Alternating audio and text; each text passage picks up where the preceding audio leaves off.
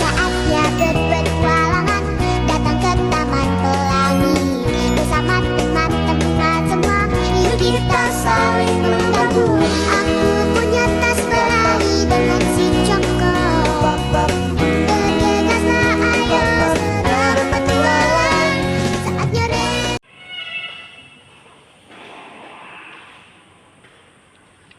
Selamat pagi adik-adik. Baik, Bu. Apa kabar hari ini? Baik, Bu. Sudah makan pagi? Sudah, Bu. Baiklah kalau begitu. Sebelum kita masuk pada materi layanan, ingin meminta salah satu dari adik-adik untuk berdiri kita banyak.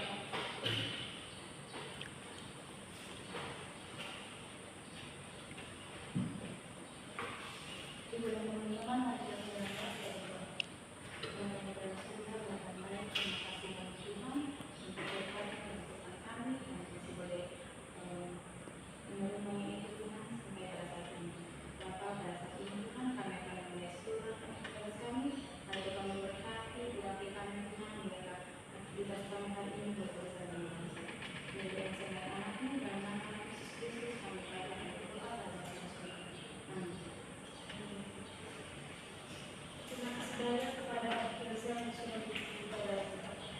Ibu aku baca dulu ya.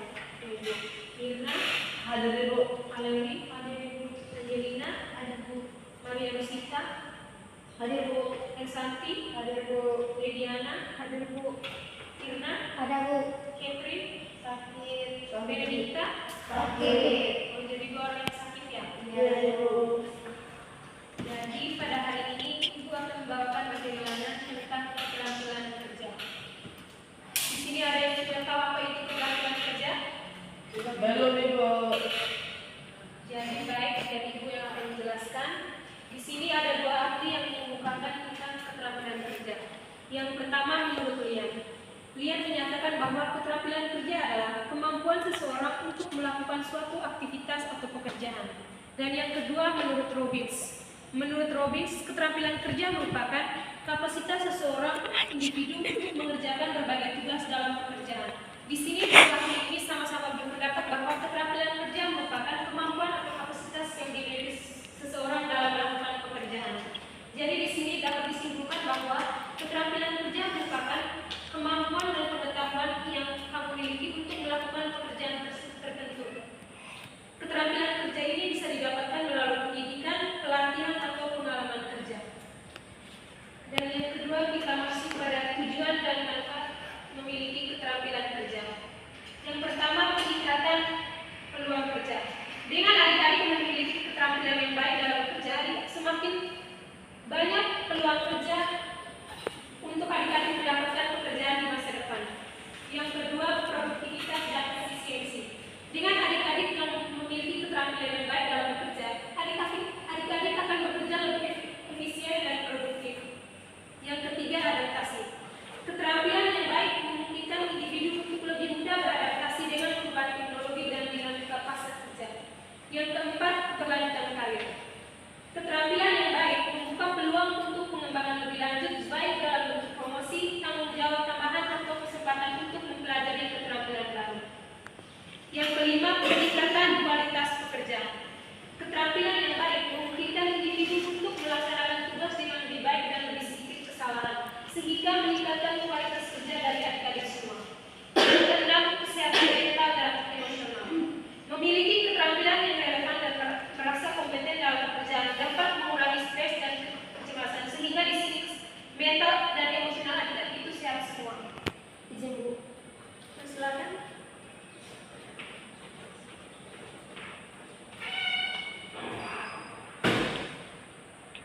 Yang berikutnya kita masuk pada faktor-faktor yang mempengaruhi keterampilan kerja. Yang pertama tingkat pendidikan. Semakin tinggi tingkat pendidikan yang dimiliki adik-adik, semakin baik pengetahuan yang dimiliki adik-adik, sehingga seseorang tersebut akan lebih mudah dan menyerap hal-hal baru. Selain itu dapat membantu adik-adik dalam menyelesaikan hal-hal baru dalam pekerjaan. Yang kedua umur. Ketika seseorang bertambah umur, maka akan terjadi perubahan pada fisik dan psikologi seseorang, sehingga seseorang yang cukup umur akan semakin matang dan dewasa dalam berpikir dan bekerja. Yang ketiga yaitu pengalaman. Pengalaman dapat dijadikan sebagai dasar untuk menjadi lebih baik dari sebelumnya dan sebagai sumber pengetahuan untuk memperoleh suatu kebenaran. Pengalaman yang pernah didapatkan oleh adik-adik akan semakin meningkatkan keterampilan yang dimiliki dalam diri adik-adik. Yang berikutnya kita masuk pada langkah-langkah dalam meningkatkan keterampilan kerja. Yang pertama yaitu pendidikan dan pelatihan. Salah satu cara untuk meningkatkan keterampilan kerja adalah melalui pendidikan dan pelatihan. Dengan melalui pendidikan dan pelatihan akan meningkatkan keterampilan kerja dalam diri adik-adik semua. Yang kedua, praktik. Adik-adik tidak hanya belajar dari buku saja, tetapi adik-adik harus melakukan praktik agar dapat menambah skill adik-adik dalam sebuah bidang pekerjaan.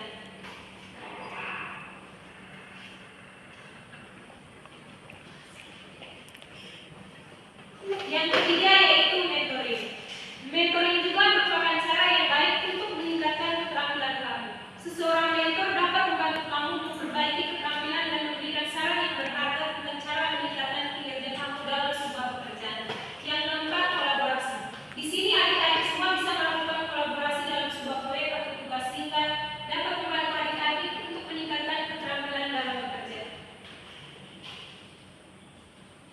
Yang berikutnya kita masuk pada tantangan yang sering terjadi dalam meningkatkan keterampilan kerja. Yang pertama yaitu kurangnya waktu. Di sini mungkin adik-adik kekurangan waktu dalam meningkatkan keterampilan kerja karena adik-adik belum bisa membagi waktu kesibukan pekerjaan dan kesibukan pribadi. Yang kedua, akses pelatihan yang berkualitas. Tidak semua orang memiliki akses yang mudah untuk terjangkau atau mengikuti pelatihan khusus yang dapat meningkatkan keterampilan adik-adik.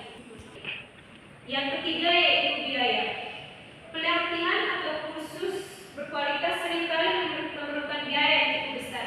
Di sini menjadi hambatan bagi adik-adik semua karena mungkin adik-adik memiliki keterbatasan finansial. Yang keempat yaitu keterbatasan motivasi. Adik-adik mungkin merasa kurang termotivasi untuk meningkatkan keterampilan yang baik karena kurangnya dorongan dalam diri maupun kurangnya dukungan eksternal misalnya dari lingkungan keluarga dan lingkungan sekitar adik-adik. Yang kelima, perubahan teknologi yang cepat. Dalam dunia kerja yang terus berkembang, teknologi dan alat baru seringkali berubah dengan cepat, membuat adik-adik semua kesulitan untuk mengikuti tren terbaru dan memperbarui keterampilan adik-adik secara berkelanjutan.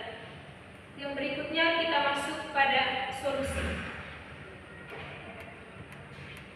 Yang pertama yaitu kelola waktu dengan efektif. Di sini adik-adik bisa memanajeri waktu dengan efektif agar bisa membagi waktu kerja adik-adik dan kesibukan pribadi adik-adik. Yang kedua, tingkatkan kemampuan komunikasi. Komunikasi yang efektif adalah kunci untuk menghadapi berbagai tantangan di dunia kerja, terutama ketika harus bekerja dalam tim. Dengan komunikasi yang baik, adik-adik dapat mengurangi kesalahpahaman dan membangun hubungan kerja yang kuat serta menambah keterampilan adik-adik semua dalam bekerja. Yang ketiga yaitu fokus pada solusi bukan pada masalah. Di sini dalam menghadapi tantangan ini adik-adik harus fokus pada solusi bukan pada masalah yang dialami adik-adik. Dengan adik-adik lebih fokus pada solusi, adik-adik akan memikirkan cara yang terbaik untuk mengatasi tantangan tersebut. Yang keempat yaitu tetap fleksibel dan adaptif. Di sini adik-adik harus tetap terbuka pada perubahan dan beradaptasi dengan perubahan yang terjadi. Dengan adik-adik tetap fleksibel dan adaptif, adik-adik akan semakin terampil dalam bekerja. Yang kelima yaitu tingkatkan keterampilan dan kompetensi. Untuk menghadapi tantangan di dunia kerja, adik-adik harus meningkatkan keterampilan dan kompetensi yang dimiliki adik-adik seperti mengikuti pelatihan, seminar atau kursus yang dapat memperluas pengetahuan dan kemampuan adik-adik. Jadi Ibu kira itu saja materi yang akan diberikan hari ini. Apakah ada yang bertanya? Tidak, Ibu. Jadi kalau adik-adik tidak ada yang bertanya, biar Ibu yang bertanya saja. Jadi di sini Ibu akan bertanya, kira-kira bagaimana strategi atau cara dari dalam diri adik-adik sendiri untuk dapat memiliki keterampilan kerja yang baik di masa depan? Silakan Adik Angelina. Kalau untuk saya sendiri, Ibu, untuk meningkatkan keterampilan kerja di masa mendatang, mungkin saya berlatih berkomunikasi dengan baik, mulai dari sekarang dengan mengikuti berbagai kursus atau mengikuti berbagai tugas yang berhadapan dengan orang dunia kerja dan banyak orang, biar melatih komunikasi saya dengan baik. Bagus sekali adik JJ. Di sini adik JJ ingin meningkatkan keterampilan yaitu dengan membangun komunikasi yang efektif serta mengikuti kursus dan pelatihan yang baik. Jadi yang berikutnya kita masuk pada kesimpulan. Apakah ada yang ingin menyimpulkan materi kita pada hari ini? Tidak Ibu. Tidak ada. Ya Ibu. Jadi biar Ibu yang menyimpulkan materi kita pada pagi hari ini. Ya Ibu. Jadi kesimpulan untuk materi kita pada pagi hari ini yaitu keterampilan kerja merupakan kemampuan yang sangat penting dalam dunia profesional baik dalam bidang teknis maupun non teknis. Keterampilan ini meliputi pengetahuan, kemampuan dan sikap yang dibutuhkan untuk menyelesaikan pekerjaan dengan efektif dan efisien. Dalam perkembangan industri yang pesat, keterampilan kerja yang relevan sangat dibutuhkan untuk menghadapi tantangan dan dinamika pasar. Oleh karena itu, setiap individu perlu memiliki keterampilan yang sesuai dengan bidang pekerjaan yang digelutinya, mulai dari keterampilan dasar hingga keterampilan yang lebih spesifik tergantung pada keuntungan pekerjaan. Jadi itu saja kesimpulan materi kita pada pagi hari ini. Sebelum kita menutup materi lain kita pada pagi hari ini, Ibu akan memberikan satu sedikit untuk Anda semua karena Ibu lihat buku adik-adik ini sudah 4L, loyo, lemah, letih, dan sudah yang kita beri banyak.